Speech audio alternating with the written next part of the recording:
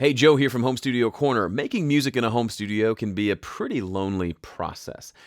So I'm going to show you today how I like to approach collaborating with other musicians when inviting them into my studio isn't possible or feasible. For example, in the stuff I'm going to show you today, one of the musicians is in the UK and one of them is in Florida. I'm in Nashville, but we're making music together using the wonder of the internet. So I'll show you my process for doing that and how to do it quickly, but also how doing this kind of thing of collaboration can actually make you produce better music faster, and I'll talk about that in just a second. So there are essentially 7 steps that I use, and I'll walk you through them and how I did them on a recent song that I'm working on. But first, let's talk about step 0. Why collaborate in the first place? Let me answer that with a story. A few years ago, one of my subscribers from Australia sent me an email, said, "Hey Joe, love what you're doing." He was a customer of mine as well. "Can you give me some advice on how to program MIDI drums?" He was using, I think, Easy Drummer at the time. And he said, "None of my drums come out sounding like a real drummer. Can you help me do that better?" So instead of answering his question, I actually got to the heart of what he was really asking for. He wasn't really asking to learn how to program drums better. He was asking how to get better sounding drums. There's a key difference there. So I said to him, "Listen, why don't you hire my buddy Tim to play drums on your project? You'll send him your files, he'll play drums in his studio, record everything, send you the tracks back, and you'll have better sounding drums because it's a real drum kit in a real room, and they will have been played by a drummer." See, the problem with a lot of folks, like myself included, I'm not a drummer, I don't think like a drummer. So it's going to take me 10 times as long to even program a good drum part than it would take someone like Tim to sit down for 10 minutes and lay down an incredible drum part that will be infinitely better than anything I come up with. So while it's fun to do as much as you can yourself in your studio, and there's a little bit of ego involved to be able to say, "I did everything on this project," there are some things that you just aren't good at and you shouldn't be doing. For me, that's things like playing bass and drums, which is exactly what I'm going to show you today. So I've got a song that I wrote, and I collaborated with a drummer and a bass player who are thousands of miles away, and it worked really, really well. Let's dive in. Step 1, record something. Here is a song. This is actually part of a challenge that I gave to my VIP members. I give them a new challenge every month. This month, the challenge is to collaborate with one other VIP member. I actually chose 2 VIP members to collaborate with on my song. See, I do the challenges as well because it's no fun just to hand out challenges and not also do them. So I sat down in my studio and I decided to do a kind of hybrid way of creating a song in my DAW and also writing the song at the same time. So I pulled up Impact in Studio One. It's got this whole drum machine thing going on, and I put together a beat, and that was kind of the bass line for what I did. So let me show you the very beginning of the song here. So I got a beat together. Let's get the full beat here.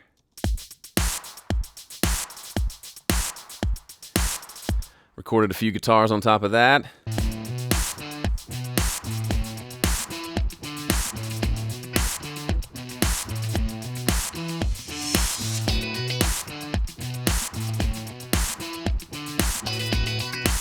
In a recent video, you may have heard me do some background vocals. That was from this song as well. So I brought those in.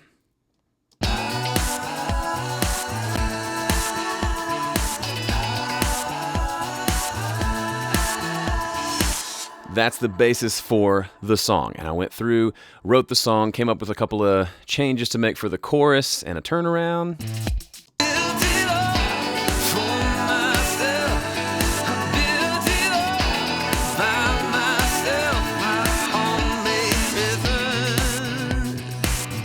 So this is a lot of production for just a kind of scratch track songwriting thing.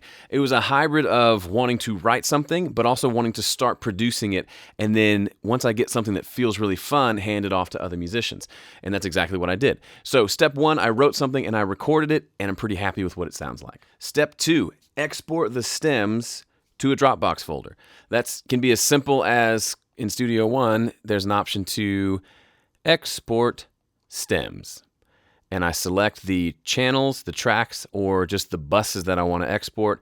Pick a folder, that's my Dropbox folder, and it will spit out individual stems of drums, background vocals, guitars, and lead vocals, which are the things that I've recorded here. Now, I already did that. I exported it to my client's Dropbox folder, which I created a new folder called Nadim and Ben VIP Collaboration, and that is where I housed all the files. Let me unzip these real quick so you can see them. There, as you can see, it has a stereo file of the background vocals with all my effects, the drum machine, the electric guitars, and my vocals, all with a little bit of a mix on them so that they're listening to it the way that I was listening to it in my studio. Also important things to note, I like to put things like sample rate, bit depth, and tempo if you're recording to a click in the file name itself. And I also like to zip the file and send just a zip file versus a folder with a bunch of stuff in it. The reason for that is sometimes you can send the folder, and if this vocal isn't done uploading yet, they'll download the first 3 tracks and not know there was a vocal there to begin with. If you do it as a zip file, they have to download the entire thing, and then they open it and all the tracks are inside like an Easter egg. Step 3, send the download link to your collaborator or collaborators. Now this is really important. There's a couple ways to share Dropbox folders, and there's only one right way in my opinion. You can use the share feature here, which will essentially, you can put someone's email address in and add them to this folder, which will send them an email saying you've been added to this folder, and now they have to go in and like log into Dropbox and go and find the folder, and it's super annoying because there's like 18 steps involved, and all they want to do is click a link and download the files. So instead of sharing the folder in the traditional way, Dropbox, I love you, but it's just a dumb way of sharing. Instead of that, what I do every single time is I right-click on the file I want to share, and I use the copy Dropbox link setting. So that will copy a link to this exact zip file to my clipboard, and I can then just paste that into an email and send it along. And here is what that looks like. I simply sent them a link to the files, gave them some notes about what I want from them, left it pretty open-ended. You can include charts, you can include detailed notes. I just said, hey, play drums and bass, and also if you want to sing with me on the chorus, go for it, here are the lyrics. And then all they have to do when they get this email, they click this link and look what happens. It pulls up a basic Dropbox link. I'm not even logged into Dropbox on this browser, and they can come over here and click download, and bam, direct download. The zip file will download to their hard drive, and they can then take that file and import it into their session. One important thing to note when you're exporting files, make sure you export from the very far left of your session. Some people call this from 0. So I make sure that I'm exporting from right here. You can do that a lot of times by just setting the start marker to right there and then telling your stem export system to export from there. That makes sure that everyone's files start at the exact same time, and then have them send you files back in the same way, and they will always line up. I can't think of a time where they've not lined up when I've sent them in this way. Step 4, review their work. A few hours later, Ben, who's awesome, recorded drums, sent them back to me, sends me a Dropbox link to listen to an MP3 mix of what he just did. So he sends me a drums hot mix, where the drums are really loud, where I can hear the drums that he played over the top of my song. I wrote back and said, this is awesome, this is exactly what I want, send me the files. He sends me the files the same way that I sent them to him. That brings us to step 5, import your collaborators' tracks back into your session. I'm not a big fan of sharing session files and having a shared folder where everyone's working from the same file. It's asking for problems. I like to send audio files back and forth. It's simple and it always works. So when Ben was done with his drums, he sent a zip file to me the same way I sent a zip file to him. I downloaded it, unzipped it, dragged them into my session, and did a little quick mix on them and was loving it. Here's what he did. Listen to on this chorus how much the drums add to the song. Built it up for myself. I built my homemade prison.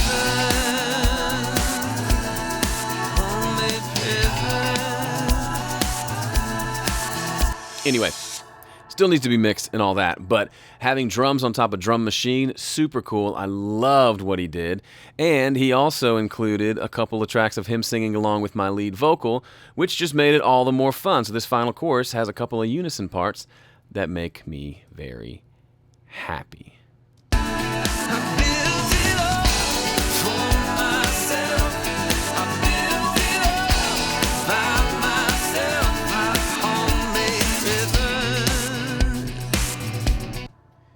Now, we're on to step 6. Lather, rinse, and repeat steps 2 through 5 as many times as you need to. So at this point, I've gotten drums in addition to the parts that I created. So I exported a new stem of these new drums, added them to the original folder, sent all that to Nadim and said, hey, here's the files I originally sent to you. Oh, here's the drums, add these in, now play along to those. And then he recorded bass, got it how I wanted it, sent me a track to listen to make sure I liked it. I said, this is great, let's keep moving on. And then he sent me the files to import into my session.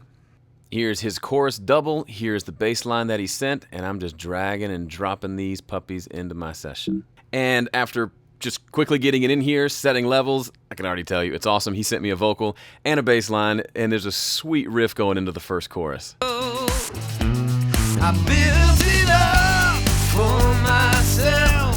I built it up by myself, my homemade prison. This is my first time hearing these bass tracks, and I love it. So that brings us to, you can do this as many times as you need to. If there's a keyboard player and more singers, obviously go nuts if you want to. For me, I just needed drums and bass. I'm going to do the rest myself. Now we move on to step 7, which of course is to finish the song. Record everything else that needs to be recorded, finish writing the lyrics if you haven't done that already, mix the thing, master it, release it to the world. So I'm excited to do that. I'll be doing that actually tomorrow. But in the meantime, if you've never collaborated with anyone, now is a great time to do that. You can join my VIP membership. Go to homestudiocorner.com/VIP. You'll see more in-depth videos on how I did this project, and you'll get to actually have a chance to collaborate with other VIP members and do your own song. And then you can submit them, and there's a prize for someone gets drawn at random to win a gift card. It's super fun. But now's a good time to join. Even if it scares you, even if it terrifies you, I promise you it's a blast. My members have been doing this for a long time, and now we're just doing it on a bigger scaled level, and it's super fun. So go to homestudiocorner.com/VIP. You can join for free for a month, or you can sign up for the gold membership, whatever you want to do. Doesn't matter to me, but check it out, because we're all about just putting you in a position to make music, because that's what you want to do. That's why we all signed up. The gear is great. Making music is better. Come check it out with us, and I'll let you hear the final little bit of the instrumental and final chorus for your outro music. See ya.